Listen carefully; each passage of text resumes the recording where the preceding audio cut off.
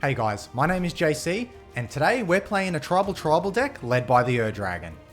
This deck aims to take advantage of the low cost of changelings and their ability to be all creature types, combined with the powerful effects of the very best tribal lords. If you enjoy this deck, make sure to swing by the channel where you'll find a deck tech that may just give you some ideas on how to build your own. But enough talking, let's see what this deck can do.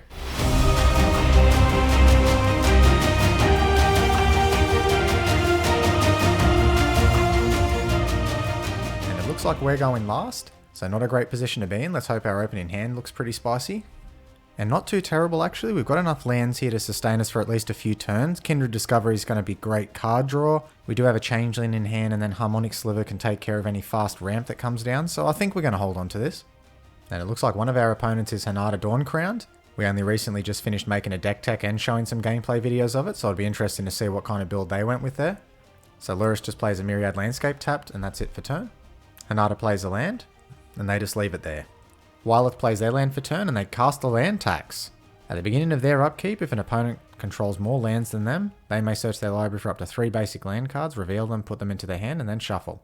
Perfect turn 1 play. But it looks like the Hinata player doesn't want to see anything of it. They don't want to have it at all. They cast a Swan Song in response. Well, we're happy to see that. That's one less Swan Song we have to worry about for our Kindred Discovery. And with that, that is Wyleth's turn. They're probably feeling a little bad because you normally don't expect to be countered that early, especially for a card like that. So we draw into a Moth Dust Changeling. So I want to hold on to our Changelings at the moment for Harmonic Sliver, so I think we're just going to start by playing our fetch lands and getting some Triomes out of our deck while we can and while we're not doing anything too important. So we do have a lot of blue mana in our hand, so we'll want to get a blue source. So we'll start off with a Zagoth Triome and pass the turn there. Lurrus plays a land, and now they cast an Arcane Signet, and that's it for them. Hinata plays a tap land, so they're going to scry 1 using their Temple of Triumph, and that's going to be them for turn. Wyleth plays a land, and Wyleth swings their bird token into Hinata for a little bit of payback, and that's them done. Okay, let's hope for a good draw here. Arcane Adaptation, not a bad draw indeed. So I think our plan still at the moment is to sit back on our Harmonic Sliver a little bit, so we'll get another one of our fetch lands out of hand. We'll get Arid Mesa down, we'll crack that. Now we'll get our Rogran Triome in, and then we'll leave it there. So we've already got one great target with Arcane Signet for the Lurrus deck. Let's hope that Hinata also ramps out, and Wyleth most certainly will have artifacts that they want to play out. So it's a very good matchup for Harmonic Sliver. Lurrus plays a land. Now is it time for their commander? They start with a Liquimetal Torque. They can tap for a colorless, or they can tap it so target non-land permanent becomes an artifact in addition to its other types just till end of turn. And now they cast a Priest of Fell Rites. They can tap it, pay 3 life and sacrifice it to return a target creature card from their graveyard to the battlefield. And they can also unearth it, so they do the same thing, except it gets exiled. It's a very good card, but they don't have anything in their graveyard just yet for us to worry about. We just have to keep that in mind as we go forward in the game. And Lurrus ends the turn there.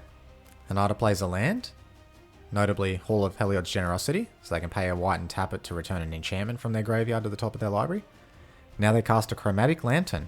So we're getting those good targets for Harmonic Sliver. We're definitely going to be able to slow our opponents down when we start casting all of our Changelings. Which at the moment, it's most likely that Hinata is going to be the biggest pain for us because they're going to have at least probably a few ways to remove creatures, regardless of how that person's actually built the deck. Wyleth plays a tapped Myriad Landscape into an Arcane Signet. Now they move to combat. Does the bird attack Hinata again? Yep, that bird's got it in for him. It's on a quest of revenge. So we'll see just how much life Hinata actually pays for that Swan Song.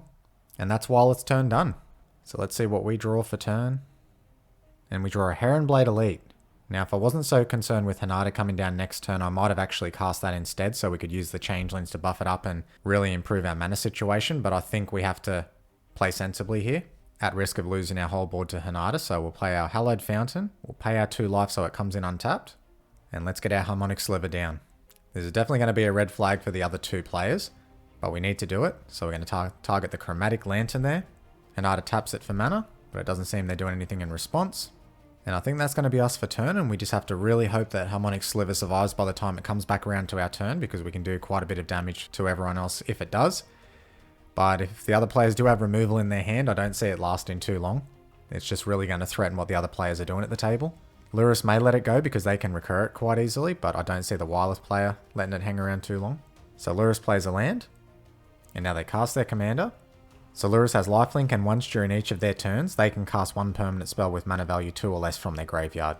And now they sack their Myriad Landscape, so they're going to search for 2 basic land cards and put it into the battlefield tapped. So even when we destroy their artifacts, it's not going to hurt them as much now that they've ramped with land. But that's okay, we're just going to try to slow them down as much as we can. They just pass through combat and they end the turn there. Now we might get lucky and Hinata misses a land drop. Let's just wait and see. Because if we do, that's going to buy us a little bit of time to be able to take care of the other 2 players. And it looks like they actually have, because they're passing through combat. We're in their second main phase now. And yep, they're moving to their end step. So unfortunately, Hinata has missed their land drop. So we have some time. There will be mana up, so we'll see if they have any interaction in their hands. But I'm just glad that we're seated second at the table, as opposed to right after them. It's the worst place to be, sitting next to a control player with open mana up. So Wyleth's probably going to be taking their time thinking here, because now they know we have a way of removing their artifacts. They may not want to run out any good ones that they have in their hand, at least until Harmonic Sliver's taken care of. So Wyleth plays a Keeper of the Accord. At the beginning of each opponent's end step, if that player controls more creatures than you, make a 1/1 white soldier creature token. And at the beginning of each opponent's end step, if that player controls more lands than you may search your library for a basic plains card, put it onto the battlefield tapped, then shuffle. We're fine with that at the moment. Though it will help them with their mana situation, especially seeing how much the Lurrus players ramped in lands. And now the bird token's once again going in at Hinata. So this is going to make it 6 life they've paid so far for the Swan Song earlier in the game. And they leave the turn there. We draw a Silumgar, the Drift in Death. Great creature removal. So I would like to start ramping here, so I think we'll start by trying to get out Heronblade Elite, and we'll just test Hinata, see if they want to counter this. And they allow that to go through. Well, now we'll play our Flood Strand. We'll crack it, go find ourselves an untapped land. And we'll grab a Watery Grave here, pay our 2 life. And we actually see a scoop there. And it seems unfortunately the player scooped because they actually had an important call they had to make. So now there's just the 3 of us. So let's try to get our Moth-Dust Changeling down. We'll target the Arcane Signet here. Heronblade Elite will trigger, it'll get a +1/+1 counter. And now we'll take out the Arcane Signet. Then we'll move to combat, and we'll just send a little bit of damage in over at the Hinata player. They take it, and we leave the turn there. Now Keeper of the Accord triggers for the Wyleth player. So they make a soldier token, and they go get a land, so they've essentially made up for the Arcane Signet that we took off them. Now Hinata plays a land, and it looks like we bought ourselves another turn from Hinata's Wrath. And just playing that deck recently myself and that, I'm more than happy to see it. So Wyleth starts by playing a Sword of the Animist. Oh, and the Hinata player seems to have something to say about that. And they cast an Unwind, counter target non-creature spell, untap up to 3 lands. So it looks like the Hinata's playing has been our saving grace here, because we didn't want to see that come down. So it looks like they did have some counter magic in their hands. Unfortunately, it wasn't anything that could counter what we were doing, even though I'm not too sure if they did actually want to counter what we were doing. So now Wyleth moves to combat. Well, if that bird wasn't angry before, it sure is now. So we see the Soldier, Keeper of the Accord, and the bird token all going in there. So Hinata's certainly going to start to feel it a little bit. They really need to get their commander down soon, even if it's just for a blocker. Now, do they do anything in their second main phase? Nope, that's it for their turn.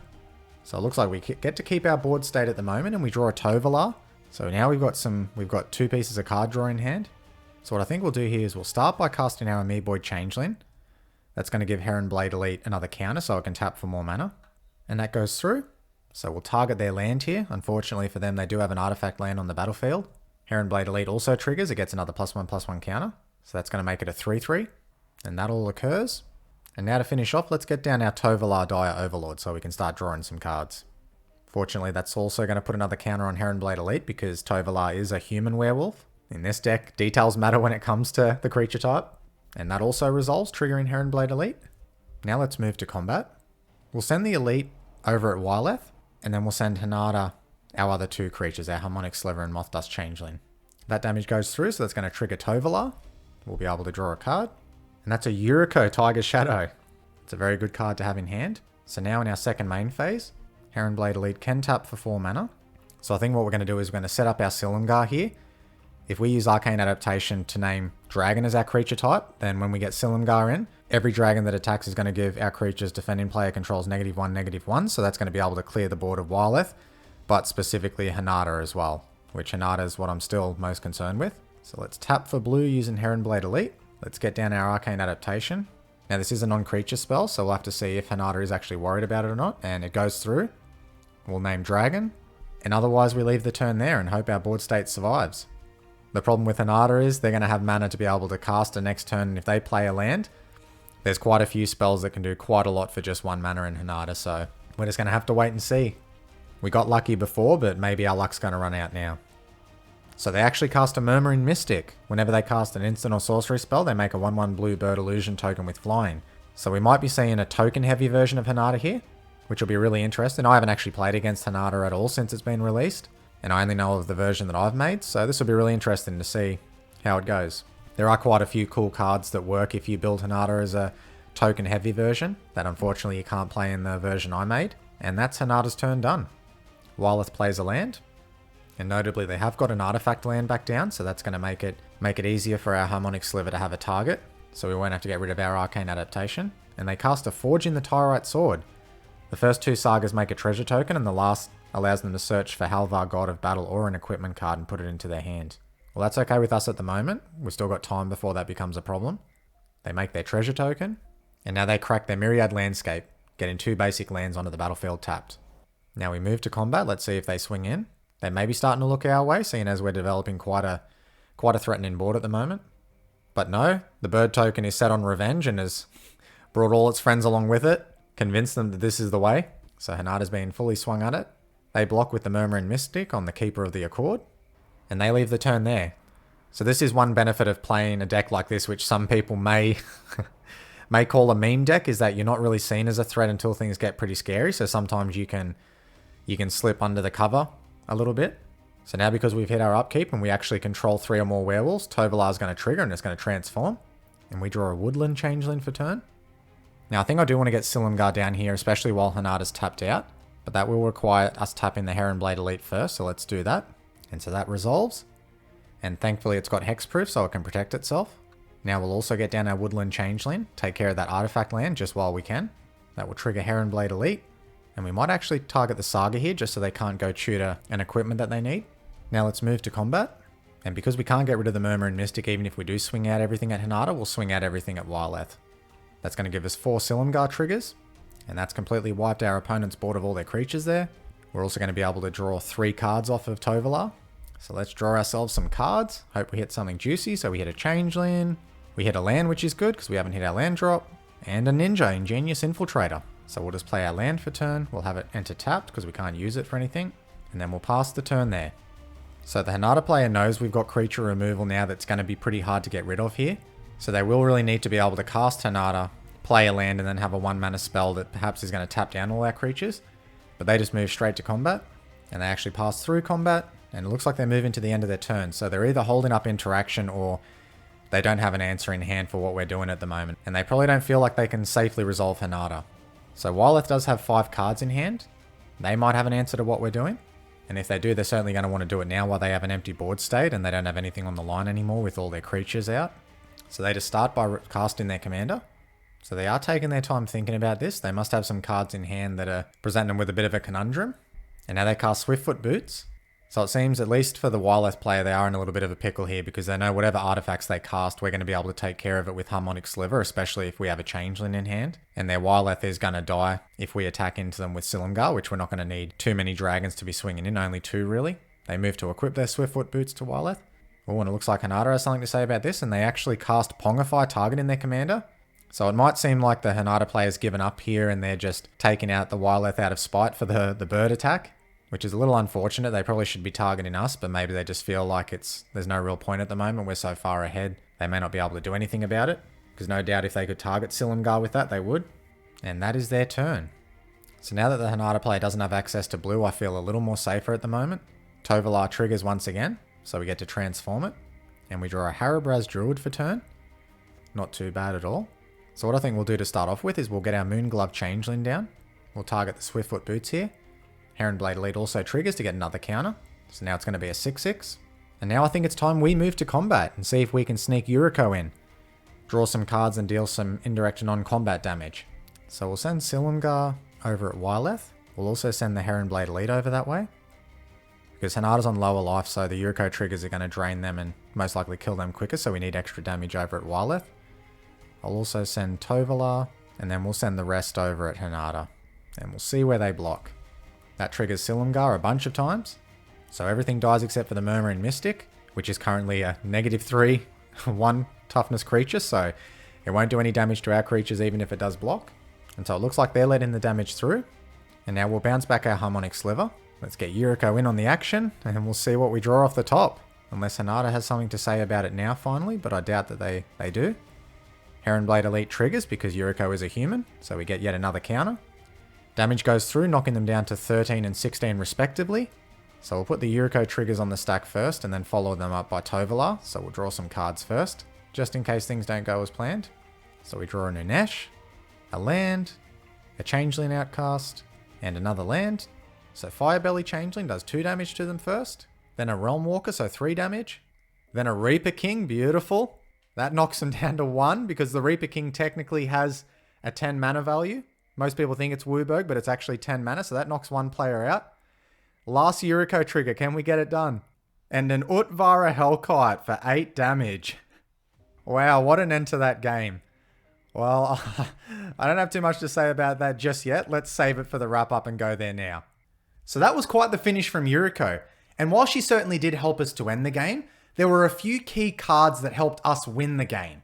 Harmonic Sliver, not only being cheap to cast and coming down early, but also being a repeatable source of artifact and enchantment removal, really kept our opponents in check. It helped us slow down the Hinata player from casting Hinata, and it also prevented Wyleth from accumulating too much mana or getting down any important equipment. In addition, just the threat of having it out meant that if our opponents had any important artifacts or enchantments in hand, they didn't want to play them out until Harmonic Sliver was gone.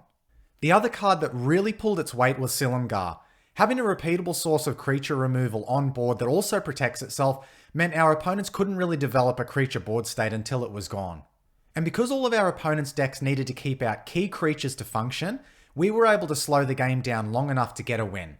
Overall, we got to see the real power of our changelings working in concert with our tribal lords. Being able to trigger powerful ETB effects and then continue to use them to trigger powerful combat effects meant that the deck could generate some serious value turn after turn. But that's it for today's video. I hope you enjoyed the game, and I hope to see you next time. Until then, guys.